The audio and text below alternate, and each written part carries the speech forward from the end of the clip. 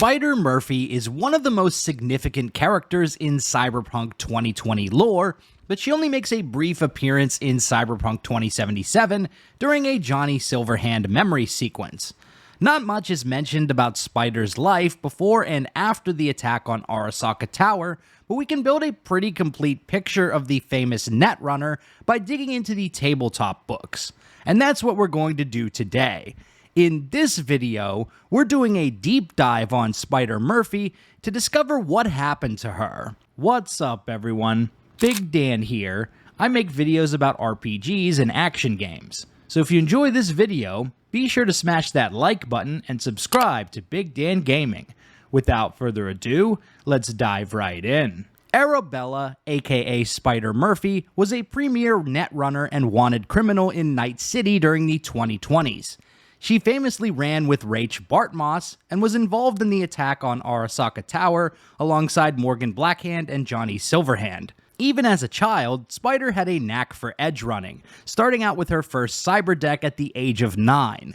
When she wanted an upgrade from her basic Radio Shack model cyber deck, the young Arabella hacked into a Zetatech sales office and created a fraudulent order to ship herself a Paraline 5750A cyber deck. She continued to hone and develop her skills over the years, but the trajectory of her life would change when she came into contact with Rach Bartmoss, the infamous netrunner who would later become known for destroying the first net with his data crash rabbits virus. Bartmoss and Murphy became fast friends, running together with other tech legends like Dog and Edgar. Spider quickly became known as one of the best runners in Night City, outshining any corporate mercenary or Netwatch agent out there. Her online persona and icon was famous throughout the net. She used a Japanimation-style anime babe as a means to charm those she came into contact with through the net. Hilariously, the topic of Spider's icon is one of the most written about subjects I've found in Cyberpunk lore books. The icon is immutable, and it's always a very close variant on Spider Murphy's net icon. A busty, curvaceous, super realistic rendition of a gorgeous redheaded girl, done in anime art style and clad in very tight clothing. Sometimes the clothes will change, sometimes the hair color changes, but it's always Spider. Rach Bartmoss said, "Maybe I could make one that looks like Spider's icon, just so she can be the lust object of every hormonally challenged loser on the net." Cyberpunk creator Mike Pondsmith clarified Spider's icon appearance in a Reddit comment. "Long, flaming red anime hair. My wife and our art director call themselves the League of Dangerous Redheaded Women." The infamous anime babe icon wasn't just for aesthetics, though. It also helped protect Spider Murphy's IRL identity, much like VTubers today. This was important because Spider, Rach, and the rest of their crew liked to stick it to Netwatch and wreak havoc on the Corpo Elite just for fun. Bartmoss romantically describes the ideals of his net-running companions in Brainwave Blowout. "We used to run the net for a reason. Freedom. We ran it because we could, and we were living legends, free-flying, unchained gods of electronic liberty. We lynched Netwatch hacks because we could. We burned the castles. We didn't commandeer them for ourselves.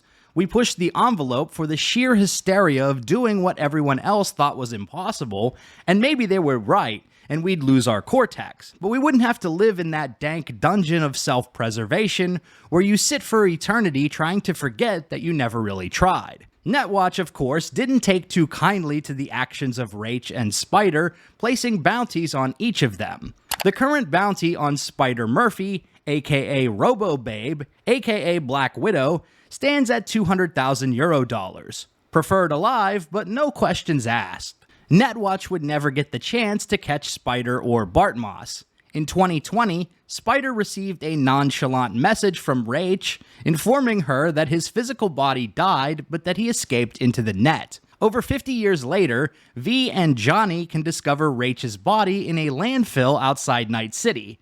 How it managed to stay preserved for 5 decades is beyond me, but hey, it's a cool Easter egg quest in a sci-fi universe, so I'm here for it. Rach and Spider continued to keep touch via the net after his death. She helped him compile his memoirs, the often silly tongue-in-cheek style shining through on every page. But the bombshell was soon to drop. A couple years after Rach's death, Spider received a top-secret code labeled Foxbat1. Spider would explain to a friend, "That's one of the many codes Rach and I worked out to arrange clandestine meetings in chat rooms and the like. It's a code he's never used, because it was the code. The Holy Mother of God, it's all happening now code. Even when he got flatlined, he only used his thought you might be interested code to let me know his heart had stopped." Rach would take the opportunity to invite Spider into a private chat room on the net, and his calm demeanor during the exchange kind of spooked Spider a bit, since he wasn't usually like this. He confessed his love for her and asked her out on a date to watch a VR flick together, which is reminiscent of Johnny and Rogue's date at the drive-in during 2077. The only difference is at the end of the date with Spider, Bart Moss released his data crash Rabbids virus into the net, which killed his digital version, as well as bringing down the entire first net as they knew it. This event shifted the trajectory of Spider's life and left a lasting impact on the world. You'll receive a side quest from Nyx in Cyberpunk 2077, where he asks V to retrieve a spell book from a shady dealer. This spell book actually belonged to Spider Murphy, and if you crack the security on it, you can find journal entries related to the fall of the first net. Oh, he actually did it. Bart Moss unleashed data crash, whole nets falling apart before my very eyes. Data fusing together, fortresses melting like ice cream, ones and zeros flooding the information highway, global stock markets losing its shit, Dow Jones dropped by hundreds in a single hour, Kang Tao's CEO committed suicide, NetWatch is running around like a headless chicken. Holy f***, say goodbye to the old order, death to corpse, woo! But this elation did not last long. An entry from the same shard, dated 1 year later, details the aftermath of the net's collapse. Bringing down the net only gave the corpse more power over the space. Bart Moss was wrong. Everyone was wrong. Every corp, government, gang now has their own net that they rule with an iron fist, with no regulation, no accountability. Surveillance hasn't disappeared. In the hands of those who govern us, it's only gotten worse. They hear our frustrations, they look upon our futile rebellion, and they laugh. They laugh so hard that the whole world trembles at its very core. Spider's disillusionment with the net collapse and pain over the loss of Rach led her to take action. She joined the Militech operation to assault Arasaka Tower, inserting herself into Johnny Silverhand's team, which is where we see her in Cyberpunk 2077. Also, does Spider's voice sound familiar to you? Sheesh. Who wrote this manifesto? Really need me to answer that question? Jesus, Johnny, you've gone off the deep end. That's coming from a chair jock.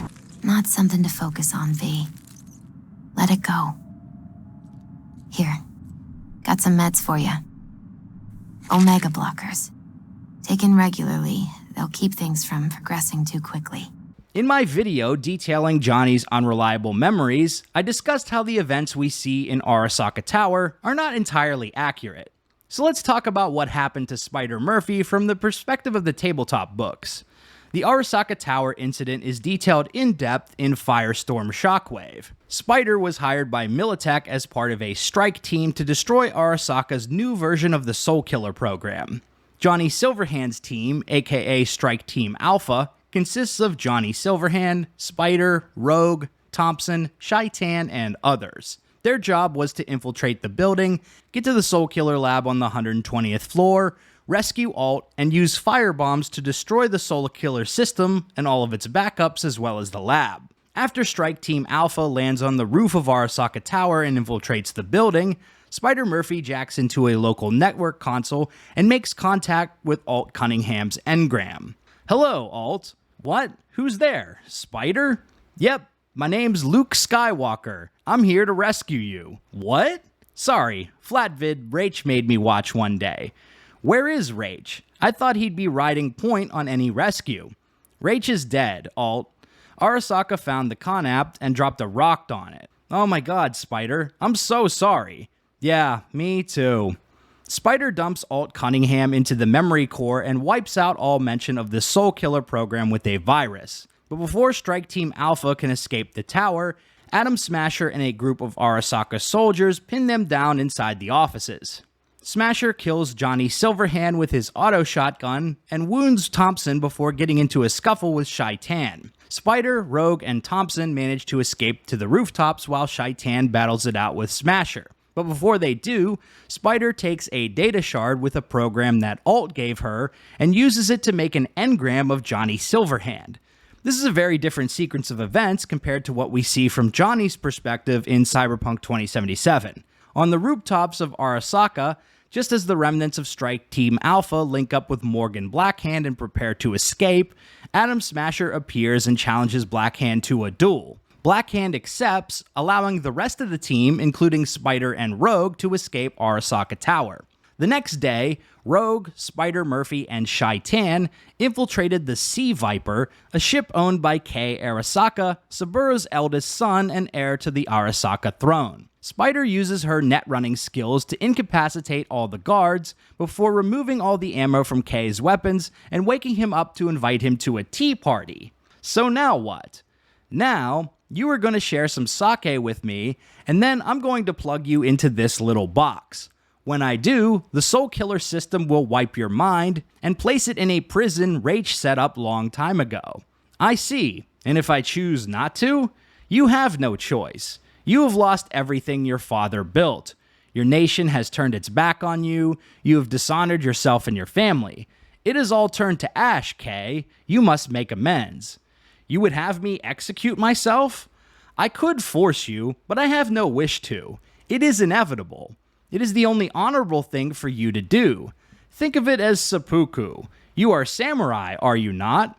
After some careful consideration, Kei Arasaka complies, plugging into Spider's console and awaiting the sweet embrace of death via Soul Killer. Within 5 minutes, the heir to Arasaka's empire is dead, leaving Hanako and Yorinobu as the only living heirs. After confirming Key's death, Spider Murphy destroyed the last remnants of the Soul Killer program and went outside to gaze at the stars, bidding farewell to Morgan Blackhand, Johnny Silverhand, and Rach Bartmoss.